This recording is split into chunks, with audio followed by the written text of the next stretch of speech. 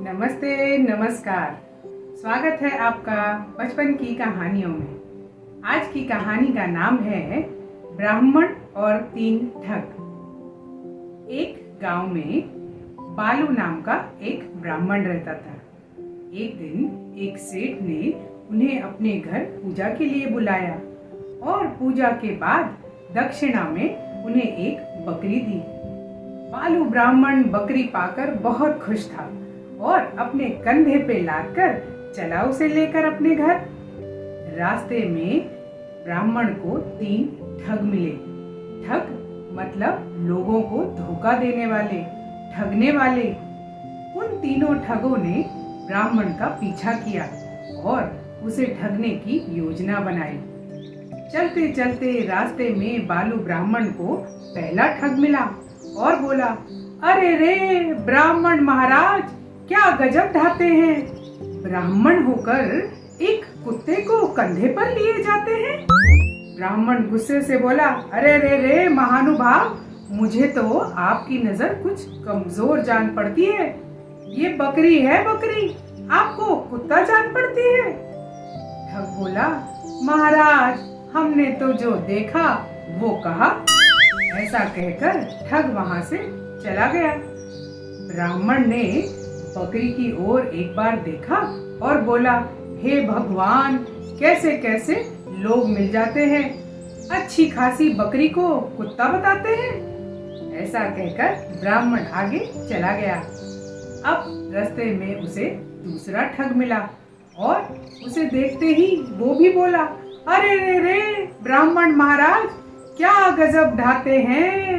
एक ब्राह्मण होकर मरे बछड़े को कंधे पर लिए जाते हैं। सुनकर ब्राह्मण फिर गुस्सा हो गया और बोला, अरे ओ महानुभाव, क्या आप ठीक से देख नहीं पाते हैं? ये बकरी है बकरी और आप इसे मरा बछड़ा बताते हैं। ठग बोला, अरे महाराज, हमने तो जो देखा वो कहा। ऐसा कहकर वो ठग भी वहां से चला गया। ठग के जाने के बाद ब्राह्मण भी कुछ संशय में पड़ गया। उसने बकरी की ओर देखा और बोला, अरे रे भगवान, दुनिया में कैसे कैसे लोग मिल जाते हैं।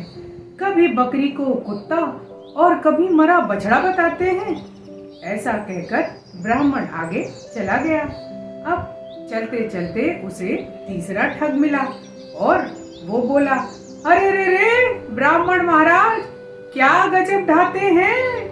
ब्राह्मण होकर कंधे पर एक गधे को लिए जाते हैं। ये सुनकर तो ब्राह्मण चक्कर खा गया और सचमुच संशय में आ गया और बोला, लगता है ये कोई मायावी जानवर है।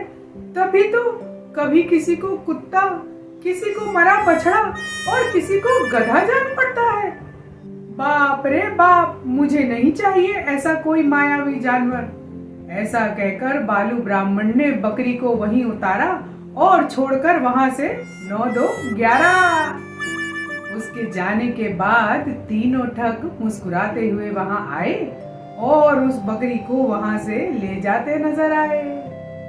ब्राह्मण कुमार ने उस दिन उन तीनों ठगों की बातों में आकर अपना कीमती उपहार खो दिया।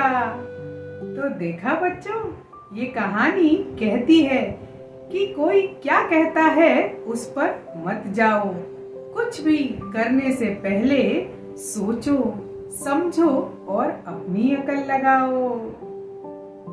आशा करती हूँ आपको ये कहानी पसंद आई होगी। अगली बार फिर मिलूंगी आपसे एक नई कहानी के साथ। तब तक सुनना, लाइक, शेयर और सब्सक्राइब करना ना भूलिएगा बचपन की इन कहानियों को। तो अगली बार फिर मिलूंगी एक नई कहानी के साथ। तब तक स्वस्थ रहिए, मस्त रहिए।